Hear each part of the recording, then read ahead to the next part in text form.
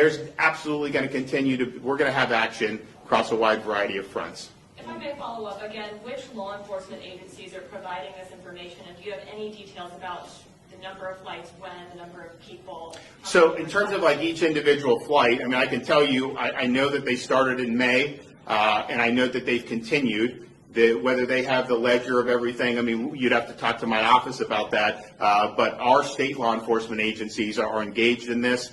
And again, this is not something that we're given ahead of time. This is something that we find out after the fact. And I talked with the folks at the Jacksonville Aviation Authority.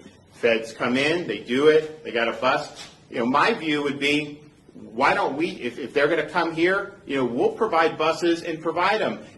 I will send them to Delaware and do that. I mean, if he's not going to support the border being secured, then he should be able to have everyone there. So we will do whatever we can in that regard, and we are absolutely going to do everything we can.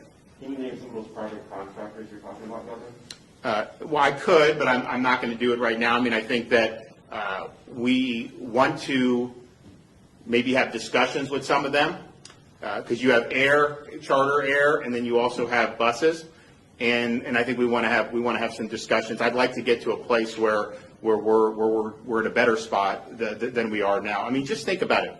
If they're not going to do anything to change this, maybe we'll win in court, maybe we'll have something that pushes back. But even then, you saw what happened with the OSHA decision. It was stayed by the Fifth Circuit Court of Appeals, meaning not in effect. And what did the Biden administration say to businesses? Ignore the court and follow our rule anyways. And so I think that they basically said, you know, to hell with these court decisions. They're going to do whatever they feel like doing. And so that's something that's problematic, because we can even win in court and they may disregard that. So we're going to do all we can. But there are definitely, I think, from a contractor perspective, we've really got to have a big conversation with some of those and then see what we can do in terms of this. Unfortunately, over the years, and we've looked at different things to do, unfortunately, over the years, federal courts have basically said illegal immigration is something for the federal government. You know, they have the jurisdiction. So when states want to go in and protect themselves, they have not looked kindly on some of those things. And I'm not sure that that's the right decision, but clearly, if it's the federal government's responsibility, but then the federal government defaults on that responsibility, then the states still have their hands tied.